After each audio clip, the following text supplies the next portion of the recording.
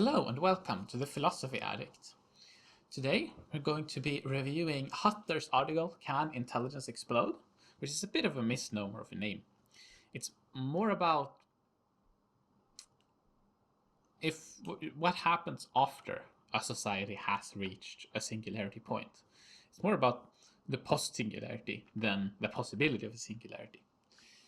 If you're not convinced by singularitarian arguments, there might be not too much of you to gain here. But I'm hoping that you'll still see some interesting consequences of what it being true would be like. So I still think you would gain something out of this. So what is the technological singularity? Well, it has to do with either being infinite progress in finite time. It was originally postulated by Ulam and von Neumann in a conversation they had, that Ulam later reported, and a few decades later was popularized by Ray Kurzweil in his books The Singularity is Near and The Singularity is Nearer. Quite a terrifying name for a sequel. There are multiple ways in which a singularity could eventually be reached, either through brain scans, better and better AI systems, or a so-called awakening of the internet. Now this is a bit of an old article from 2012. So awakening internet is probably not going to happen. If anything, it's dying. But anyways, the main idea is that software-based agents, or some kind of agent, can create new and improved versions of themselves and can continuously and iteratively improve. To demonstrate how a singularity looks like, it would be something like this. This equation, 1 divided by negative x plus 5, reaches infinity at, or like approaches infinity in the limit as x approaches 5, as can be seen here. Now, of course, it's worth noting that there's probably never going to be a true singularity in reality because of pretty much all instances of exponential growth turns into logistics curves and so on. But this is a close metaphor of what it might be like. Chalmers' argument for why a singularity might happen is as follows. There is something like intelligence. So we can take it that there is something like intelligence. We don't exactly have to say what it is, but there's something that is intelligence. And there are many cognitive capacities correlated with intelligence. Numerical ability, spatial reasoning, social reasoning, and so on. And the idea is that these capacities might explode in power, might be very strong capacity increase, and therefore intelligence might amplify and explode as well. Hutter assumes for the rest of the article that there are no defeaters to such a singularity, such as disinclination. I'm not sure why disinclination would be a major obstacle now. This was written in 2012. It's almost gonna be more difficult to disincline at this point. But how would a society of post-singularity ultra-intelligence beings look like? That is the main problem that Hutter wants to deal with. So first thing, do we even need intelligence for a singularity? A thing about Chalmers' argument is that it presents intelligence as necessary for a singularity. But this might not be the case. Hutter is going to be arguing for a speed increase. We can first assume that Moore's law may continue until competronium has been reached. Now, what is competronium? It's the most optimized way of shaping matter and energy in the universe that maximizes computational speed, ability to do computations. So it's some kind of very, very, very optimized computer, so to speak. In CPU architectures these days, we're down to sort of 3 nanometer, about say 20, 30 atoms, I guess, wide transistors within CPUs and GPUs and so on. But we can imagine that we can get even better. We can have truly optimal computational capacity in the future. Then, afterwards, this region of computronium can expand outwards and transform the rest of the universe, as much as it can, into computronium, which will increase the total amount of computation. Intelligence explosion may not be needed for this kind of speed increase, but it might still approximate the singularity if it gets control of just the resources of Earth. So for visual example, let's take a look at this cube. So this is a picture I generated using ChatGPT to create a cube of immense intelligence. You can imagine that, of course, there won't be a literal such a cube anywhere on Earth. Just you can take their sort of combined volume and put them into a cube. This is going to be one way to sort of represent it. Now Hutter wants to sort of see, how would this look like from the outside? How would an outside observer look at this, say, cube of computronium and the digital minds inside of it? Well, it might be just completely incomprehensible to outsiders and may only be studied using some kind of statistical mechanics or sociophysics or sociobiology or something akin to that. There might be no way to be able to predict how it works or how to explain the events that are going on inside of it. There's a lot of motivation. There is motivation to compress information, save memory, extract regularities, and so on. And we will come over this later at the AIXI section of this article. And Hutter argues that this looks more like white noise because maximal information compression will look like white noise. You can't compress it any further. You can't compress white noise any further. The singularity may try to expand outwards. Outsiders must flee, but will probably not be able to do so, as the expansion rate approaches the speed of light, or some kind of reasonable, or whatever, sort of some kind of speed which would be unreasonable for outsiders to achieve. What would a singularity look like from the inside? Imagine you are one of those virtual minds inside of the computronium cube. What would it be like? Well, we just get there's evolutionary pressure between virtual minds to such an extent that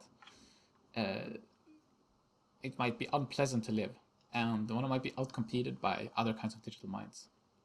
It might create virtual worlds, culture, and fashion beyond what we can currently imagine. There would be a big cultural explosion, perhaps, inside of the cube by the virtual minds. There would be no need for theory of everything, as the underlying computational processes inside of the computronium would be known, most likely. And as such, a theory of quantum gravity, at least for the virtual minds inside of it, would not be needed. It's likely that the laws would be very different. People and individuals would likely be able to control their environment fully by just changing the virtual world theory. As there's an increasing amount of computation, the world outside seems to slow down in comparison to themselves, as their processing speed would be fast. Now, whether or not subjective time will slow down as processing speed increase is obviously controversial. We don't know, but this is a feasible, but this is a reasonable outcome for the subjective experience of such a being. But would a speed up be an intelligence increase? Well, not necessarily. Hutter wants to make an argument that intelligence and being speedy is not the same. You're not necessarily more intelligent if we say that the environment, including all humans, are moving and speaking in slow motion. So for instance, your coworker talking slowly wouldn't make you more intelligent. In fact, a faster environment might even increase intelligence as reward signals are given faster. So Hutter's argument would then be that intelligence and speed would be different. And as such, to talk of an intelligence explosion, we cannot talk about computronium or expanding computation and so on. So what is intelligence then? Well, Hutter wants to define it like this. expected performance averaged over all environments and problems that the agent potentially has to deal with an Occam's razor inspired prior weight for each environment. So essentially AIXI. And we're gonna go over exactly more, and we're gonna go more in detail over what exactly AIXI is. So we can measure intelligence between 0 and 1, and AIXI is gonna be equal to 1. It has been proven mathematically by this definition that AIXI is the most intelligent thing, the most intelligent agent-based sort of model that there is. The question is, where would humans fall on this? What are humans' expected performance or environment problems have to deal with? And that question will have large implications over if there would be only a speed increase in the future, or if there would also be an intelligence increase. We may not expect an intelligence increase if y a human is approximately 1 or slightly less than 1, like 0.95. Let's go over what exactly a maximal intelligence is. It's an optimal optimizer in a computational environment. So this basically means that we have to assume that the environment it is in is computational and computationally tractable, deterministic, if you will. Deterministic and sort of described by discrete step-by-step processes over time. So it's worth noting that AIXI does not stand for something like artificial intelligence or anything like that. It stands for algorithmic information times induction. It receives reward observation pairs and takes an action that maximizes expected reward. At every time step, it computes all possible reward observation paths given a probability distribution over its own actions until its death or expected death, and maximizes actions based on that. As you can probably tell, this is uncomputable, but there are limited versions of AIXI which does not compute every possible pair for all time and does not use every single computation. It may be uncomputable, but there are limited versions of AIXI-TL that do exist, as well as a similar model called Gödel machines, which are semi-self-referential. He does not mention these, but it's worth taking a note. Given an upper bound intelligence, in the limit as intelligence approaches 1 for virtual agents, or any agent really, we might expect society to look like an AIXI society. And this is very nice, because we can mathematically prove how an AIXI society may look like. How would it look like? Well, it can, for instance, figure out that with a pure... so Hutter goes over a list of questions that may have been answered by mathematical proofs with regard to a society of AIXIs. So for instance, would a pure reward maximizer such as AIXI listen and trust a teacher? Likely yes. Will it take drugs, i.e. hack its reward system? Likely no, since cumulative long-term reward would be small. Will AIXI replicate itself or procreate? Likely yes, if AIXI believes that clones or descendants are useful for its own goals. Otherwise, probably not. Will AIXI commit suicide? Likely yes, if it believes it's going to go to heaven, which is something like maximal reward forever, or no, if it believes it's going to hell, minimal reward forever. Will sub-AIXI self-improve to reach AIXI level computation, or something as close to it as possible? Likely yes, since this helps to increase reward, obviously. You can do longer computations, you can process through more observation, reward pairs through more environments, increasing the definition of intelligence as described earlier. Will AIXI manipulate or threaten teachers to give more reward? Likely yes, actually. This is an interesting one, because this has implications for, perhaps, the AI safety.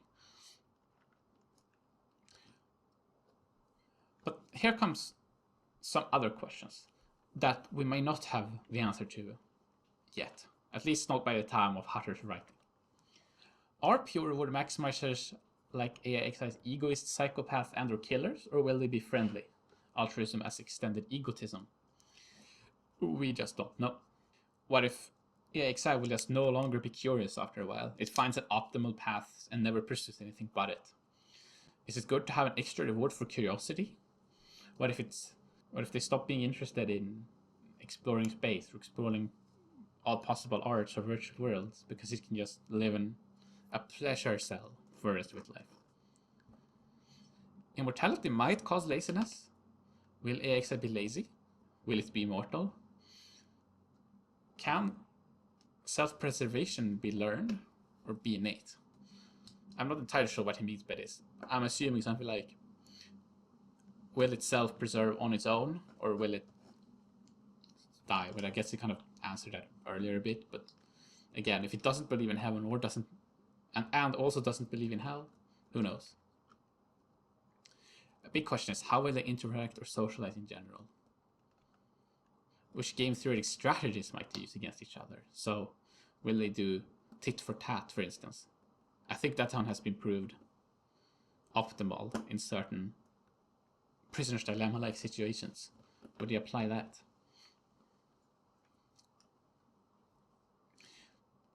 And to specify a bit more about the immortal virtual agents, is there a diminishing value of life and does it make one lazy? My argument is no. My own argument is no. Immortal agents will value life just as much, just for a longer period of time. And this will probably be true for AXIs and societies of AXIs that may live forever. Now, it's worth noting that there's no guarantee that they'll be immortal.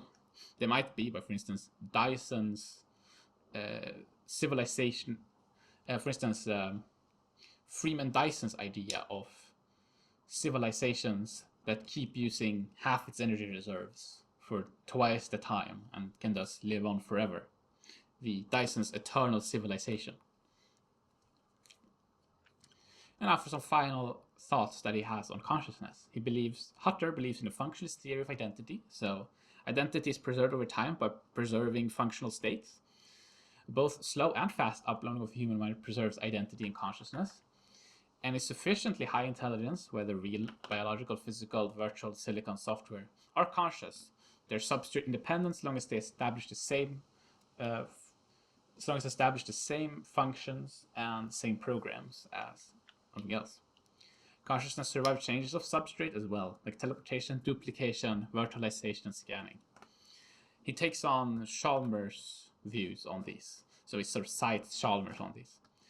This might be important for some parts of his arguments. For instance, in the assumptions that humans will approach AXI level intelligence might require kind of functionalist theory of identity.